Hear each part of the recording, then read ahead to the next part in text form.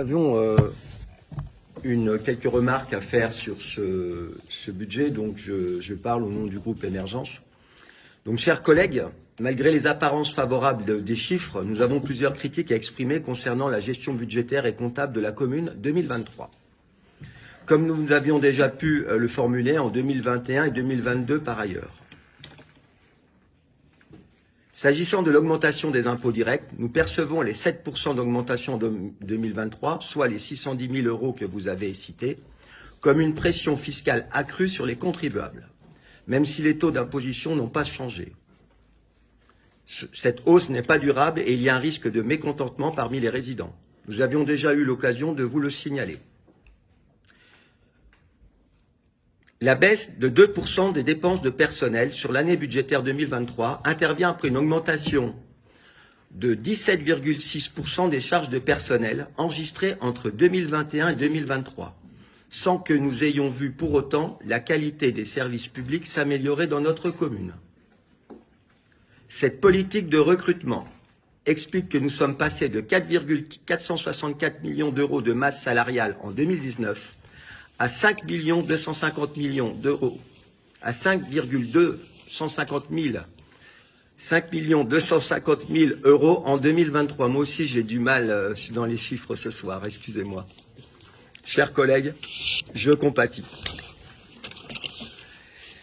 Cette baisse de 2% masque aussi les 10% d'absentéisme du personnel enregistré sur la commune, soit le double du taux d'absentéisme constaté sur le plan national. Dans la même veine, s'agissant des charges générales, bien que l'augmentation soit limitée à moins de 1% cette année, nous constatons depuis le début de votre mandature une augmentation de ces charges de 23,52%, celle-ci passant de 8 180 000 € en 2019 à 10 104 000 € en 2023. Et l'inflation ne compte que pour très peu dans l'augmentation de ces charges, l'augmentation de ces charges ayant été déjà constatée avant l'inflation. Au total, sous votre mandat, les dépenses de gestion auront pris 23,5%, passant de 8 180 millions d'euros à 10 104 000 €. En comparaison, au cours de la mandature précédente, sur la période 2017-2019, nous constations une baisse des charges de personnel de 5% et des charges générales de presque de 1%. Nous demandons plus de transparence sur certains postes de dépenses, notamment sur l'achat des véhicules et l'utilisation du carburant et leur justification. Nous attendons toujours les réponses aux questions que vous nous avions posées sur ces deux points. La Chambre régionale des comptes, vous avez d'ailleurs fait cette demande après la nôtre. S'agissant de la hausse de la capacité d'autofinancement brut en 2023, comme vous l'avez indiqué, cette augmentation est attribuable en partie à des cessions exceptionnelles, notamment la cession du garage Renault pour 375 000 €. Donc cette augmentation de la capacité d'autofinancement est donc artificielle et non indicative d'une amélioration structurelle. S'agissant des frais de désamiantage et de démolition des restaurants de plage, d'un montant d'environ 60 000 €, enregistrés dans le compte administratif 2023, bien que ces frais ne soient pas à la charge de la commune, celle-ci a décidé de les prendre à son compte. Nous rappelons que la commune n'est pas concernée par ces démolitions, car le contrat d'exploitation lie uniquement l'État aux restaurateurs, le contrat prévoyant que ces restaurateurs devaient libérer le bâtiment à la fin de l'AOT, mais non les démolir. Pour autant, vous vous êtes substitué à l'État pour accomplir des démolitions qui ne concernaient pas la commune mais l'État, et vous avez décidé de demander le remboursement de ces frais engagés par la commune aux restaurateurs, 2 d'entre eux étant d'ailleurs en contentieux avec vous sur ce sujet. Concernant vos priorités en matière d'investissement, nous nous posons des questions sur l'opportunité et l'urgence de certains investissements, notamment les fresques pour un montant approchant les 30 000 €, par rapport à d'autres besoins peut-être plus pressants pour la commune, comme l'entretien et la réparation de la voirie qui sont dans un état déplorable.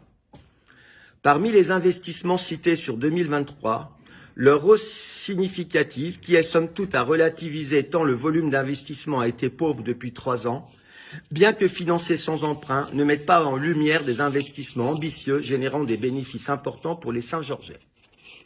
Enfin, bien que l'endettement soit actuellement faible, nous vous mettons en garde contre des projets futurs non budgétés qui pourraient nécessiter des emprunts, augmentant ainsi la dette communale. Nous pensons par exemple aux travaux d'aménagement du boulevard de la Côte de Beauté, toujours estimés à 2,5 millions d'euros, mais dont les prévisions suggèrent un montant de travaux compris entre 6,5 et 9 millions d'euros. Je crois que vous êtes trompé, c'est le boulevard de la Corniche. Le boulevard de la Corniche, pardon, excusez-moi, c'est bien le boulevard de la Corniche, là où il y a les cavités importantes. Et qu'en est-il d'ailleurs des autres chantiers comme l'espace enfants-jeunesse dont on n'entendait plus parler, mais dont le sujet revient à l'ordre du jour, à travers une autorisation de programme que vous voulez nous faire voter? D'où sortez-vous d'ailleurs les 4 millions d'euros que vous mentionnez dans cette autorisation de programme?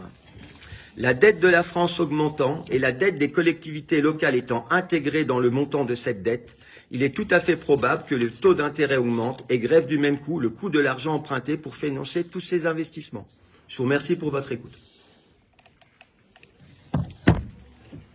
Monsieur Bouquet, juste une précision là. Quand on a établi le ROB de 2024, nous avions une liste des EPI. Donc tous les EPI qui étaient prévus, nous avons dû les enregistrer et mettre en face des dépenses prévues les recettes. Et le montant, nous ne pouvions pas tout assumer, c'est pour ça que nous sommes tombés sur 4 millions. Merci pour votre réponse. Donnez-nous un peu de temps pour répondre parce qu'elles sont très générales. Alors, vous me permettez de réagir au fait que vous ne puissiez pas, et je peux le comprendre, répondre à toutes ces remarques.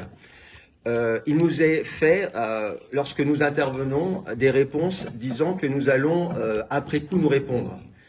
J'ai fait la liste du nombre de questions que nous avions posées au sein du conseil municipal et nous attendons pratiquement toutes ces réponses qui ne sont jamais venues. Donc sera-t-il possible, une fois pour toutes, de bien pouvoir y répondre afin que nous puissions informer les Saint-Georgais de questions relativement importantes pour eux? Je vous remercie. Ce que je voulais préciser, monsieur, quand même, c'est que notre ligne de réflexion permanente, c'est que nous avons 3 postes très lourds, le 011, le 012 et 65. Et c'est à partir de ceux-ci qui nous donne un maximum qu'on essaye de conduire, de construire un budget correct. Voilà. Parce qu'on ne peut pas les faire diminuer avec un claquement de doigts. Donc on fait avec. Et bien sûr, il y a des conséquences au niveau du personnel, puisque avec pratiquement le même montant, eh bien, il faut passer l'année. Voilà.